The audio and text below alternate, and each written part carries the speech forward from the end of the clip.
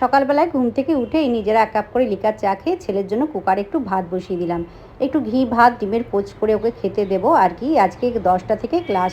তো হাজব্যান্ড দিয়ে আসবে, মানে ওর বাবা ওকে কলেজে দিয়ে আসবে, তাই তাড়াহুড়ো নেই। আর এদিকে টিফিনে করে দিলাম ব্রেড বাটার টোস্ট, সঙ্গে একটা ডিম সেদ্ধ আর দিলাম 1 পিস সন্দেশ।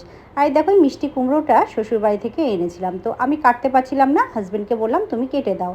তো বেশ মধু পাকা কুমড়ো আমার শাশুড়ি মায়ের মানে বাবার বাড়ি মানে বোনপোর বাড়ি থেকে দিয়েছিলেন, ওনাদের জমিতে হয়। বাড়ির তো সবজি খেতে খুব ভালো লাগে, টাটকা একদম, তাই না? তো এটা লাফা আর পটল আলু দিয়ে সবজি করলাম। আর এই দেখো করলা ভেজেছি, মাসকলাইয়ের ডাল করছি, একটু ভেজে নিচ্ছি। এই ডালটা একটু ভেজে রান্না করলে খুব সুন্দর সেন্ট আসে।